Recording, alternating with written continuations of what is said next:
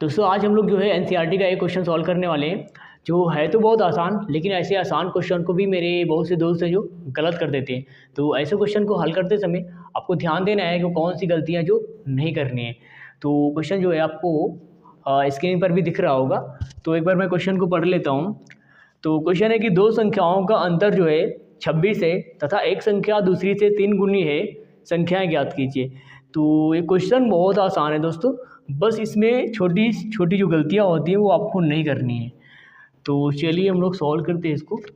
तो कह रहा है कि दो संख्याओं का अंतर कह रहा है और वो संख्याएं हमें फिर इस क्वेश्चन में जो है ज्ञात करनी है। तो संख्याएं हमें नहीं पता है तो हम लोग मान लेंगे यहाँ पर कि माना दो संख्याएं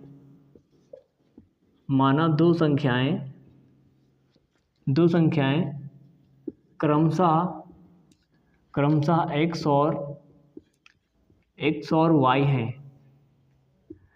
दो संख्याओं की बात कर रहा है और उन संख्याओं के बारे में हमें कुछ नहीं पता है, तो हम लोग क्या करेंगे, संख्याओं को मान लेंगे। अब यहाँ पर जिन गलतियों की मैं बात कर रहा था उनको आपको ध्यान देना है। तो यहाँ पर दो संख्याएं हम लोगों ने मानी है x और y। तो ये वाली जो है पहली संख्या हो जाएगी और ये हो जाएगी दूसरी संख्या। x पहली संख्या हो जाएगी और y हो जाएगी दूसरी संख्या। अब क्वेश्चन में कह रहा है कि दो संख्याओं का अंतर 26 है। तो यहाँ पर आपको एक चीज़ मान के चलना है, जो पहले वाली संख्या है उसको आप बड़ी संख्या मान लेना। जो पहले वाली संख्या मानना आप उसको बड़ी संख्या मान लेना और इसको मान लेना छोटी संख्या। पहले वाली जो संख्या होगी वो आपकी बड़ी संख्या होगी। तो यहाँ पर कह रहा है दो संख्याओं का अंतर, तो बड़ी वाली संख्या में हम लोग छोटी वाली संख्या को घटाते हैं। तो यहाँ पर लिखेंगे फिर प्रश्नानुसार कह रहा है कि दो संख्याओं का अंतर, तो बड़ी संख्या x है तो x में हम लोग छोटी संख्या को घटाएंगे, x माइनस का y बराबर 26। ये क्वेश्चन में हमें दिया गया है, इसको मान लेंगे जो है समीकरण एक। फिर कह रहा है कि एक संख्या दूसरी से 3 गुनी है, एक संख्या दूसरी से 3 गुनी है, लिखेंगे पुनः एक संख्या एक यानी कि x पहली वाली संख्या x दूसरी से कितनी गुनी है, 3 गुनी है, दूसरी संख्या है y। तो x जो है y से कितनी गुनी है, 3 गुनी है। तो इसको मान लेंगे हम लोग समीकरण 2, इसको मान लेंगे समीकरण 2।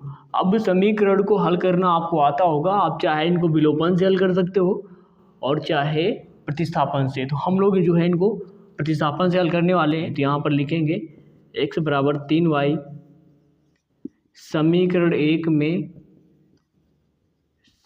में रखने पर, तो समीकरण एक में रखेंगे x के स्थान पर 3y माइनस का y बराबर 26। तो 3y में 1y घट जाएगा, बचेगा 2y बराबर 26। 2 से ये डिवाइड होगा तो y बराबर आएगा 13 निकल करके, y का मान आएगा 13।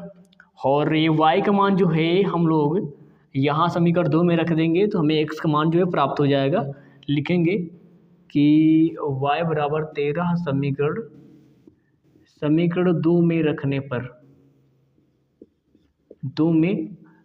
पर, तो समीकरण 2 ये है। तो यहाँ पर जो है अगर हम 13 रखेंगे तो 3 गुणे 13 बन जाएगा। तो x बराबर आएगा 13 39, x बराबर कितना आएगा 39 आएगा। तो यहाँ पर आप देख सकते हैं कि बड़ी संख्या क्या मानी थी हम लोगों ने, x, और छोटी संख्या y मानी थी। तो यहाँ पर x का मान बड़ा आ रहा है और y का मान जो है छोटा आ रहा है। तो ये चीज़ आपको पहले से ही मान लेना है कि कौन सी संख्या बड़ी है कौन सी संख्या छोटी है। अगर यहाँ पर आप जो है बड़ी संख्या छोटी संख्या ना मानते तो यहाँ पर अगर y माइनस का x करते ऐसे तो फिर आपको जो है गलत आंसर मिलेगा। इसलिए हमेशा शुरुआत में ही आपको समझ लेना है थ्योरी में कि कौन सी बड़ी संख्या है और कौन सी छोटी संख्या है। बड़ी संख्या में आप जो है छोटी संख्या को घटाएंगे जब भी अंतर की बात करेगा। यहाँ पर आप बड़ी छोटी अगर नहीं लिखना चाहें तो यहाँ पर दिखा भी सकते हैं आप कि x ऐसे जो है बड़ा होगा y से, इस तरीके से भी जो है आप दिखा देना। तो जो है जब आप ऐसे क्वेश्चन को सॉल्व करके आएंगे तो जब ये चीज़ लिखी रहेगी तो वहाँ पर जो आपकी कॉपी चेक करेगा उसको समझ में आ जाएगा कि हाँ x का मान बड़ा है जो है y से, तो x में जो है आप y को घटाएंगे। तो आशा करता हूँ कि दोस्तों ये क्वेश्चन समझ में आ गया होगा। अगर समझ में आया तो वीडियो को लाइक कर देना, चैनल पर नया है तो चैनल को सब्सक्राइब कर देना। वैसे तो आज मैं काफ़ी दिनों के बाद वीडियो बना रहा हूँ, लेकिन क्या करूँ यार, गर्मी बहुत भयंकर है। आप देख सकते हैं कि कितना पसीना निकल रहा है। तो और जहाँ पर मैं वीडियो रिकॉर्ड करता हूँ वहाँ पर भाई बेसमेंट है और बहुत भयंकर गर्मी है। आप देख सकते हैं कि क्या हाल हुआ है मेरा। तो अगर क्वेश्चन समझ में आए तो अपने दोस्तों के साथ में भी इसे मतलब इस वीडियो को शेयर करना।